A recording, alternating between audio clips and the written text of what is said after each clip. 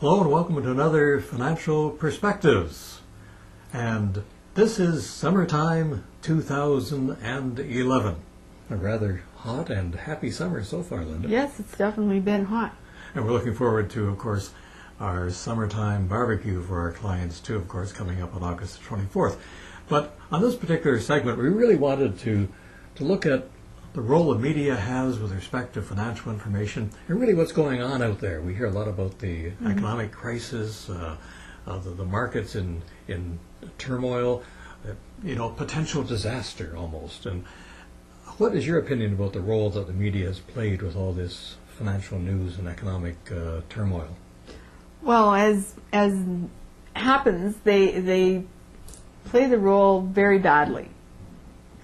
They turn around, as they have done in the past, and they give us very black pictures and very one-sided information, not necessarily giving everything that is out there, partly because they're now in a situation where they don't have time to do their research properly. So as a result, all we hear is about countries that are going into economic distress, governments not being able to manage the debt, and that this is going to cause, us to all fall off the mountain, especially with the U.S.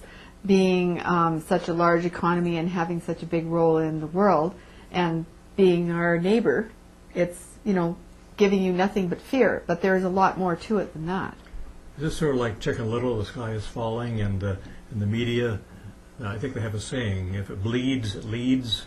Right. And that's, so people almost want something sensational to hear. Well, the media seems to think people want something sensational. I'm not sure whether everybody really does find this valuable in that, but absolutely, the media tells us all the negative information, and that's what people go to bed with, thinking about at night, and causing you to be more and more fearful and more concerned about, how this is going to impact on your budget and on your investments. Let's look a little bit at the history of the situation. 2008, 2009, of course, we had what's been called by various names, the meltdown, the giant recession, whatever, caused by, Right. Well, we hear many different theories, but we're pretty sure that, overextension in many different areas, and perhaps a bit of skullduggery as well, too, on behalf of certain parties. But really, how did that affect the banks, and how did that really affect business?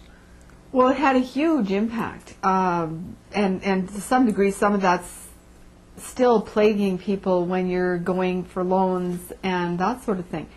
The banks became very upset and tightened their belts really big time, and so instead of being reasonable with loaning money, they became skeptical that they could loan money and get that back comfortably, because they wound up personally, as each individual bank, being in a bit of financial panic themselves. And so what that did was put a lot of companies in a bad situation, because a lot of companies live on a very tight cash flow, that something comes in, they've got to pay that bill, but they need to borrow from the bank to pay that bill, and they just barely keep the money rolling. So we saw, in a way, that the governments were spending like crazy, economic stimulus, whereas individual companies and corporations were faced with not having enough money. So what did they do?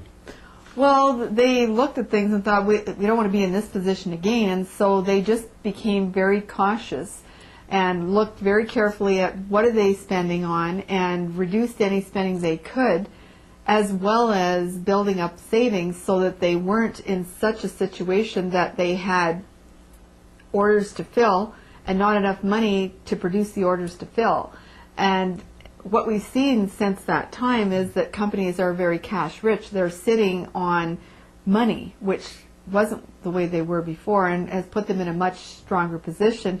In the U.S. in particular, you're also, with the U.S. dollar changing in value, you wound up having companies becoming more profitable, because of now they were no longer with as expensive a dollar, and so their goods became more attractive to the world.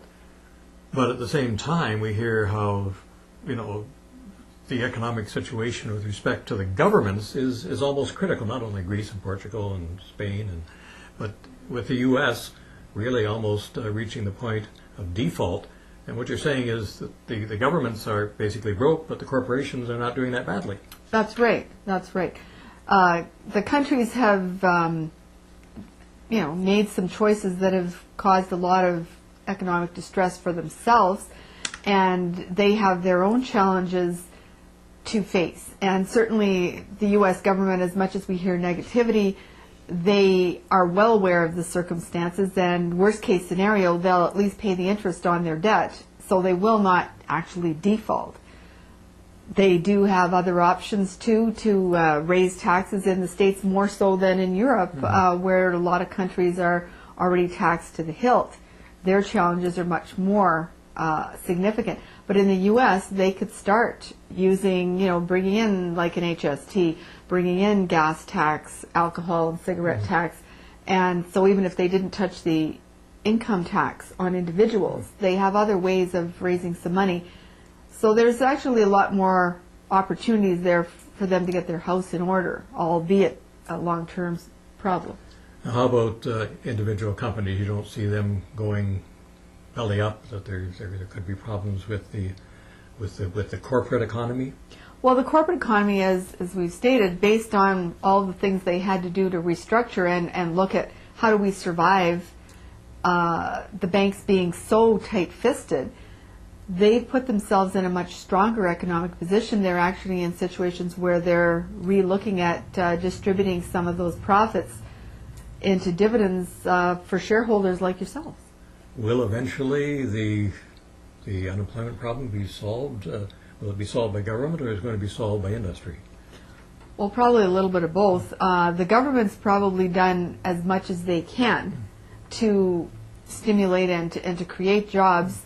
It's now up to the corporations to do that, and they are in a better position to do that than they were before. And we're still looking at the emerging market worlds being something that is going to push the envelope and give places like Canada and the U.S.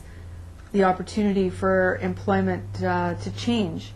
And some of that's going to happen, at home, and some of that's happening because as some of the world becomes a little more, maybe bring their standards up, it's also meaning that some of those jobs that went offshore may be coming back and have already started coming back.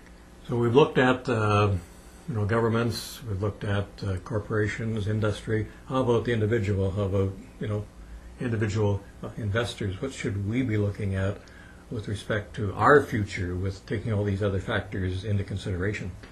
Well, I think the things that everybody can relate to and concretely appreciate is that what are we looking at on a day-to-day, week-to-week basis? We're looking at the cost of fuel going up. We're looking at the cost of all energy, including hydro, and that going up. We're looking at food costs going up, and that's certainly, based on famine and other things happening in the world, not going to change. So that it is more expensive for us to live than it was before, which inflation is that factor. And so you need to be structuring your finances in such a way that you can keep up with the cost of living and that inflation factor, and some of that is through your investments. But investments, like a lot of the fixed income investments, GICs, don't seem to be matching quite the rate of inflation. No, they haven't been, and I'm not sure that they will. Notoriously, interest-based investments do not keep up with the cost of living. And as much as they talk about interest rates rising, it's debatable. They're between a rock and a hard place in the fact that if they increase the Canadian interest, they're also going to have an impact on our dollar, which is already high, which then will cause economic problems here. So there's a limit to how much they're going to do. They may do it a little bit, but it's not going to be enough for you to keep up with the cost of living. So it's not a case of hiding your money under the mattress. It has to be put to work. I think that was it Sir John Templeton said that the best time to invest is when you have the money. Absolutely. And, as well as, when everyone's fearful, that's the time to invest, not when everybody's boasting about their profits. So that's our look at our financial perspectives for this edition. And as always, if people have questions Yeah, please contact us. or concerns, We're as close as your email connection or your telephone.